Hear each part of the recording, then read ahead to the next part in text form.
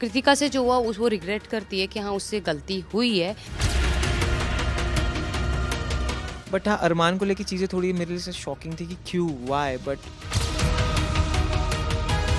मेरा बदनाम गाने का शूट था दिल्ली में, तो मेरी होटल की लॉबी में आके वेट कर रहा था।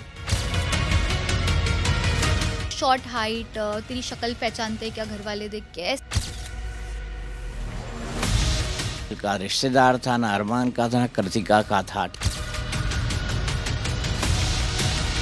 कहा जाता कि बिग बॉस घर में हाथ उठाना अलाउड नहीं है, अरमान को बाहर जाना पड़ेगा। हाँ, यस। अरमान भैया इधर की उधर करके और मेरा नाम रख देते थे कि शिवानी इधर की उधर करती है, तब जबकि जलती आगी में घी वही डालते थे। तो बस यही कहूँगी, जो कर रहे थे वो अच्छा नहीं कर रहे थे। हाँ, फ़ायदा तो ये शायद ये सोच के गए हों कि हमें 2 वोट कभी मिलेंगे, बट उन वोटों का कोई फ़ायदा ही नहीं है जब डिसीजन ही किसी और ने लिया है।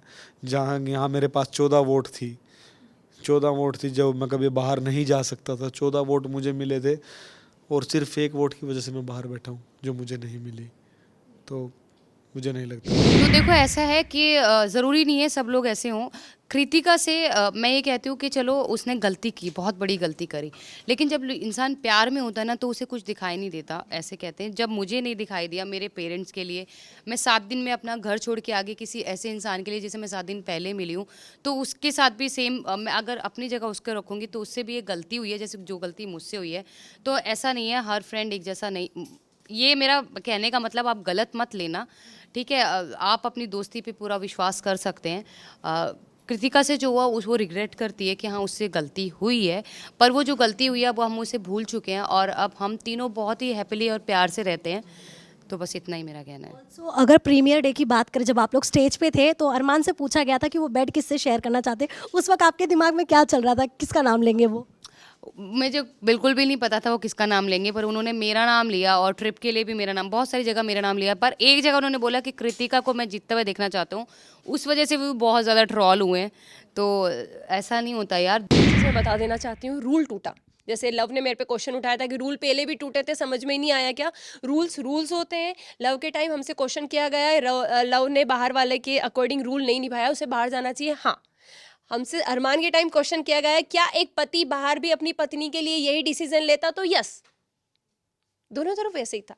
अगर हमसे क्वेश्चन किया जाता कि बिग बॉस घर में हाथ उठाना अलाउड नहीं है, अरमान को बाहर जाना पड़ेगा। हाँ, यस, आज भी मैं वही कहती हूँ कि उन्हें बाहर जाना चाहिए था, बट हमसे घर के बारे में क्वेश्चन नहीं किया गया था। हमसे क्वेश्चन किया गया था, अरमान ने अपनी पत्नी का सपोर्ट करा, वो अपनी पत्नी के साथ खड़ा रहा, क्या उसने सही किया? तो हाँ, मेरा वाला तो अलग ही कर देता। देखो रणवीर भाई का तो मुझे बायसनेस ठीक है जो भी है, बट रणवीर भाई उन्होंने खेला है गेम, मैं झूठ नहीं बोलूँगा, उन्होंने दिमाग से खेला है, बहुत हद तक फेयर भी रहे हैं, 70% तक वो फेयर भी रहे हैं, 30% इधर उधर गए हैं वो, झूठ क्यों बोलूँ।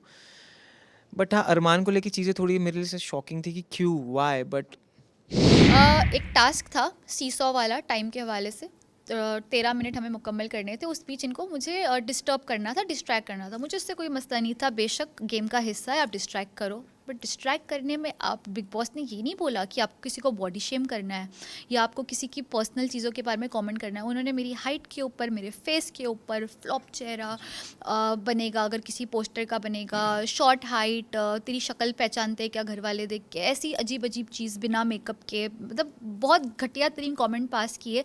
और जो उन्होंने वो बॉडी शेम मुझे किया, वो चीज़ मुझे बहुत हर्ट हुई, क्योंकि मुझे लगता है कि वो सिर्फ उन्होंने मुझे नहीं किया। अगर मैं वहाँ पे स्टैंड अपने लिए नहीं लेती तो मैं शायद किसी भी लड़की के लिए स्टैंड नहीं ले पाती, क्योंकि कितनी लड़कियां हैं जो दिन रोज़ बॉडी शेम की जाती है उनकी हाइट पे, कॉम्प्लेक्शन पे, वेट पर।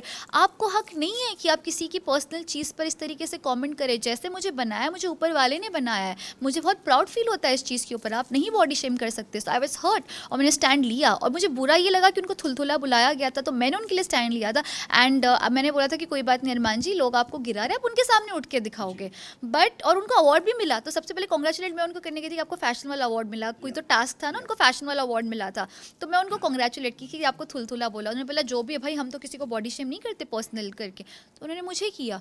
तो आवाज़ ये कैसे हिपोक्रेट नेचर है इनका, तो वो चीज़ मुझे बहुत बुरी लगी। जबकि उन्होंने उनको बताया भी था हील्स के हवाले से कि मैं हील भी इसीलिए पहनती हूँ सुबह सोते जागते, क्योंकि मेरा ये मेडिकल कंडीशन है, मैं चाहकर भी कभी फ्लैट्स नहीं पहन सकती। 2 इंच या 3 इंच मुझे पहनना लाजमी, क्योंकि मेरी नस पे नस चढ़ जाती है बचपन से। वो जब आप हील पहनते हो आपका पैर का स्ट्रक्चर ऐसे हो जाता है।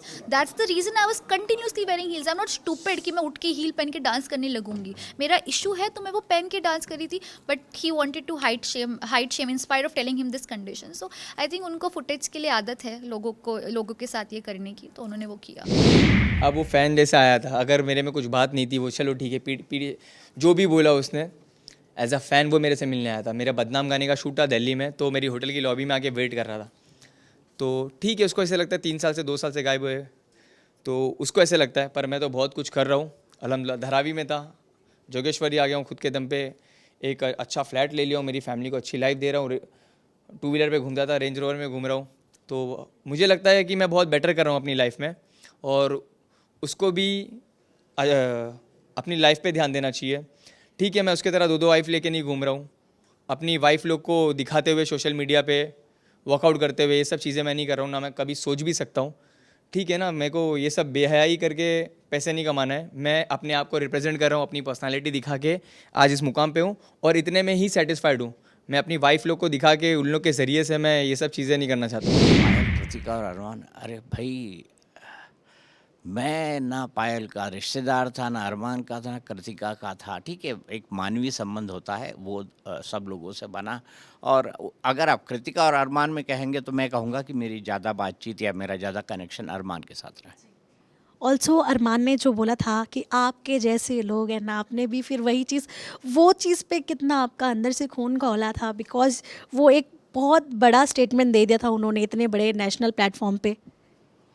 मुझे क्या लगा, अब ये बात इतने दिनों बाद अरमान समझ गए होंगे कि वो बात वो किससे कर रहे थे और किस तरीके से कर रहे थे, क्या उन्हें करना चाहिए था या नहीं करना चाहिए था। अंत तक आते आते अरमान मेरी बात सुनते थे, उसको बड़े सीरियसली लेते थे। अब इसके बाद आगे मैं क्या कहूँ।